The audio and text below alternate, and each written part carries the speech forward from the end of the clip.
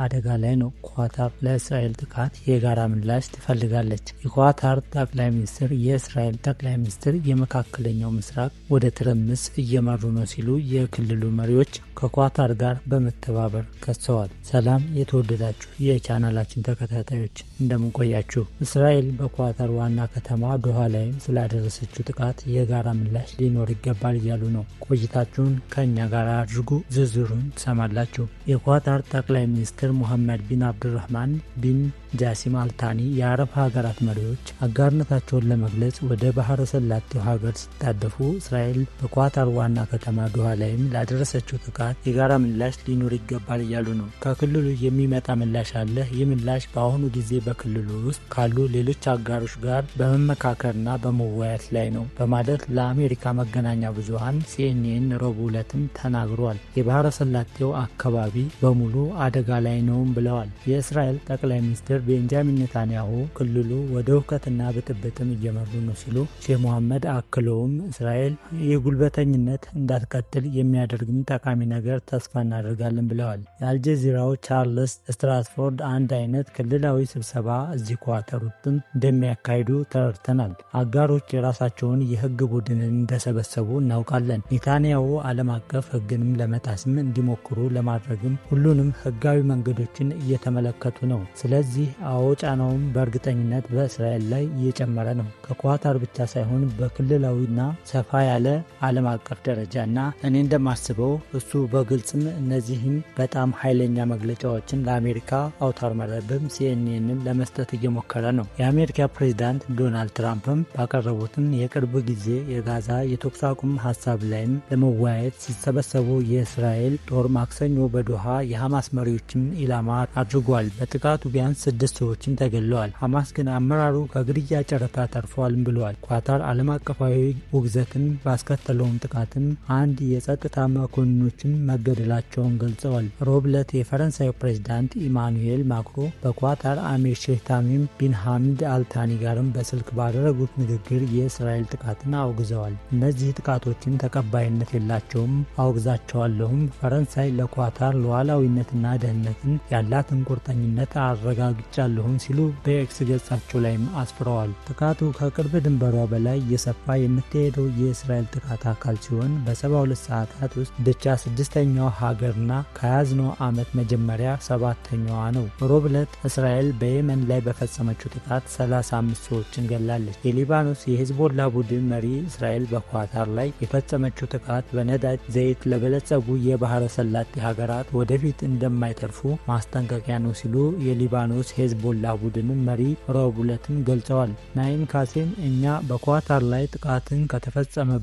ጎን ነን፣ እናም በፍልስጤማውያን ተቃውሞ ጋርም እንቆማለን ብለዋል። የእስራኤል ጥቃት በመካከለኛው ምስራቅም ሰፊ ክፍሎችን ታላቋን እስራኤልን ለመፍጠር የምታደርገው ሙከራ አካል መሆኑንም አክለዋል። በእስራኤላውያን የሚደገፈው ታላቋ የእስራኤል ጽንሰ ሀሳብ የተያዙትን ዌስት ባንክ፣ ጋዛን፣ የሊባኖስ ክፍሎችን፣ ሶሪያ፣ ግብጽ እና ዮርዳኖስ የይግባኝ ጥያቄ የሚያሳየውን የማስፋፊያ ራዕይ እንደሚያመለክትን ተረድቷል። እስራኤል በጋዛ የዘር ማጥፋት ወንጀል በብዙ የመብት ተሟጋች ድርጅቶችን ተከሷል። ይህ ግን ከአሰቃቂ የቦምብ ጥቃቶች ዘመቻ አላጋተተም። ሮብ ዕለትን በጋዛ ላይ የእስራኤል ጥቃት ቢያንስ 72 ሰዎችን ገድሏል። ይህም ከጥቅምት 2023 ጀምሮ የተገደሉት ፍልስጤማውያን ቁጥርም ከ64656 በላይም አድርሶታል። እስራኤል ከ1 ሚሊዮን በላይም ፍልስጤማውያን የሚኖሩባት ጋዛን ከተማ ለመያዝም ጥቃቷንም አጠናክራለች። የኳታር ጠቅላይ ሚኒስትር ሼህ መሐመድ የእስራኤልን ጥቃት በጋዛ ምንም አይነትም የሰላም እድል ለማዳከም ያለመ ነው ብለዋል። ስለ ስብሰባ ሁሉም ነገር በእስራኤላውያንና በአሜሪካውያን ዘንድ የታወቀ ነው፣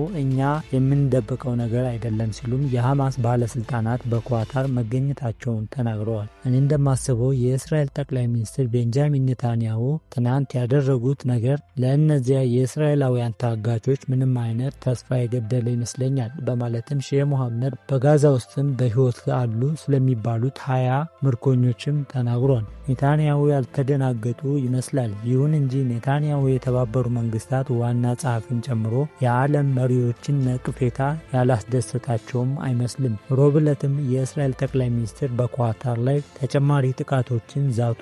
ኔታንያሁ ለኳታርና አሸባሪዎች ለሚያያይዙ ሁሉም ሀገራት እላለሁ ወይ ታባረራቸዋለች ወይ ለፍርድ ታቀርባቸዋለች ብለዋል። እስራኤል ባለፉት 2 ዓመታት ውስጥም ብዙዎቹ የሐማስ ከፍተኛ ወታደራዊ የፖለቲካ መሪዎቿን ገላለች። ለምሳሌ ከፍተኛ የፖለቲካ መሪ ያህያ ሲንዋር በ1990ዎቹ ውስጥም ከካሳም ብርጌድ መስራቾች አንዱ የሆነውን የጦር አዛዥ መሐመድ ዴፍ እና የኢራኑ ዋና ከተማ ቴህራን ውስጥም የተገደለውም የፖለቲካ መሪ እስማኤል ሃኒያ ኳታር የሐማስን ቢሮ ስታስተናግድ ኳታር ኔታንያሁ የሰጡትን ግድየለሽነትን አስተያየቶችን አውግዛለች። ኔታንያሁ የሐማስን ቢሮ መስተንግዶ የተካሄደበት በዩናይትድ ስቴትስና በእስራኤል በጠየቁት የኳታር የሽምግልና ጥረቶችን ማዕቀፍ ውስጥም መሆኑንም ሙሉ በሙሉ ያውቃል ሲሉ የውጭ ጉዳይ ሚኒስትር ረቡዕ ዕለት በሰጠው መግለጫ ተናግረዋል። በተጨማሪም በኳታር ግዛት ላይም ያነጣጠረው የፈሪ ጥቃትና የወደፊቱ የመንግስት ሉዓላዊነትን ጥሰትን ግልጽ ስጋትን ለማረጋገጥ የተደረገው አሳፋሪ ሙከራ ሲሉም ጠርተውታል። የዩናይትድ ስቴትስ ፕሬዝዳንት ዶናልድ ትራምፕም ማክሰኞ ዕለትም በኳታር ምድር ላይ ምንም አይነት ጥቃትም እንደማይደርስም ቢናገሩም የኔታንያሁ ዛቻ መጣ። ማክሰኞ የተፈጸመው ጥቃት እስራኤል በኳታር ላይ የፈጸመችው የመጀመሪያው ጥቃት ነው። በእስራኤል እና በሐማስ መካከል የተኩስ አቁም ንግግር ላይም ቁልፍ አስታራቂ በሆነችውና በአካባቢው ትልቁ የዩናይትድ ስቴትስ ወታደራዊ ጦር ሰፈርም አልኡዴይድ የአሜሪካ ወታደሮችን የሚያስተናግድም ነው። የኳታር ጠቅላይ ሚኒስትር የባህረ ሰላጤውን የውጭ ጉዳይ ሚኒስትር ማክሰኞ ዕለትን እስራኤል በዶሃ በሐማስ መሪዎች ላይም ያነጣጠረ ጥቃትም መንግስታዊ ሽብርተኝነትን ሲሉም ሰይመውታል። ከኬብል ኔትወርክ ጋር ባደረጉት ቃለ ምልልስም በእንደዚህ አይነት ድርጊትም ምንም ያህል እንደተናደድን ለመግለጽም ቃላት የለኝም ተከደናልም ብለዋል። ሼህ መሐመድ የእስራኤል ጠቅላይ ሚኒስትር በጦር ወንጀሎች የተከሰሱበት የእስር ማዘዣም በመጥቀስም በዓለም አቀፍም የወንጀለኞችን ፍርድ ቤትም የሚፈለጉት እሱን ነው ሲሉ ኔታንያሁን ለፍርድም መቅረብ አለባቸውም ብለዋል። የአረብ ሀገራት ለኳታር ያላቸውን አጋርነትን ገለጹ። ይህም በእንዲህ እንዳለ የባህረ ሰላጤ መሪዎችም በኳታር ዙሪያ ለመሰባሰብ ዶሃ የሄዱ ሲሆንም የተባበሩት አረብ ኤሚሬቶች ፕሬዝዳንትም ሼህ መሐመድ ቢን ዘይድ አል ናህያ የእስራኤልን እርምጃ ወንጀለኛና ለቀጠናው መረጋጋት አስጊ ነው ሲሉ ተናግረዋል። ረቡዕ ከኳታር አሚር ሼህ ታሚም ቢን ሐማድ አልታኒ ጋርም በዶሃ ባደረጉት ውይይትም ሀገራቸው ለኳታር ያላትን ቁርጠኝነትና ሉዓላዊነቷን የግዛቷን ምሉዕነት እና የህዝቦቿን ደህንነትን ለመጠበቅ ለሚወስዷቸው የእርምጃዎች ሁሉ ጽኑ ድጋፍም እንደምታደርግም የተባበሩት አረብ ኤሚሬቶች መንግስት ሚዲያም ዘግበዋል። ሼህ አልናህያ የወንጀለኛ ጥቃቱን የኳታር ሉዓላዊነትና ሁሉንም ዓለም አቀፍ ህጎችና ደንቦችን መጣስ መሆኑን አጽንኦት ሰጥተውም ነበር። እንዲህም ያሉትም እርምጃዎች የክልሉ ደህንነት መረጋጋትና የሰላም ተስፋ አደጋ ላይ እንደሚጥሉ አስጠንቅቀዋል ሲል ዋም አክሏል። የኩዌትና የዮርዳኖስ ዘውዶቹን ረቡዕ ወደ ዶሃም ተጉዘዋል።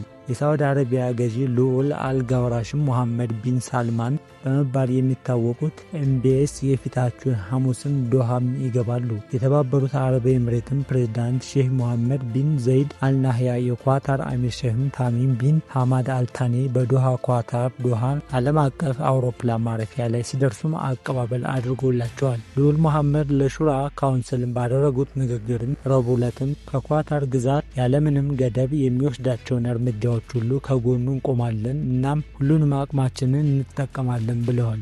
ዘውዱ ልዑል አክለውም በአካባቢው የእስራኤል ወረራ የሚያደርሱትን ጥቃቶች አንቀበልምና እናወግዛለን። የመጨረሻውን በኳታር ግዛት ላይም ያደረሰውን ጭካኔ የተሞላበት ጥቃት ነው። ይህ ጥቃት ለመጋፈጥና የወረራ ባለስልጣኑን ለማስቆምም እና የክልሉ ደህንነትን መረጋጋትን ለማተራመስ ከሚሰራው የወንጀለኛ ድርጊትን ለመከላከል ዓለም አቀፍ እርምጃዎችን ለመውሰድ አረብ እስላማዊና ዓለም አቀፍ እርምጃዎችን ይጠይቃል። የዩናይትድ ስቴትስ ፕሬዝዳንት ዶናልድ ትራምፕም ማክሰኞ ከጋዜጠኞች ጋር ባደረጉት አጭር ቃለ ምልልስ በእስራኤል ጥቃት ያልተደሰቱም ብለዋል። ይህ በእስራኤል ጠቅላይ ሚኒስትር ኔታንያሁ የተደረገው ውሳኔ ነው እንጂ የኔ የወሰንኩት አይደለም ሲሉም ትራምፕም በእውነታውም ማህበራዊ መድረክ ላይም ጽፈዋል። አሁንም የትራምፕ አስተዳደር በተጠበቀ ሁኔታ ተይዞ ስለመሆኑ የዩናይትድ ስቴትስ ለእንዲህ አይነቱ አድማ በድብቅ ይሁንታ ብታሳይ ወይም ጥቃቱ ዋሽንግተን ለእስራኤል የምታደርገውን ብረት ለበስ ድጋፍም መሰባበር ሊወክል እንደሆነም ግልጽ አይደለም። የነጻው የመካከለኛው ምስራቅ ተንታኝ አደም ሻፒሮ ዩናይትድ ስቴትስ ስለ ጥቃቱ ካላወቀ አዲስ ነገር አይደለም ብለዋል። እኔ እንደማስበው ይህ እስራኤል ጅራቷን የአሜሪካን ውሻ እየወዘወዘ የፈለገችውን እያደረገ በፈለገችበትም ጊዜ እና የምትፈልገውን የምታገኝ ስትሆንም የምትሰራበትን መንገድ ነው ሲሉ ለአልጀዚራም ተናግሯል። ቆይታችን ይህን ይመስል ነበር። አበቃን። ሰናይ ጊዜ ተመኘን።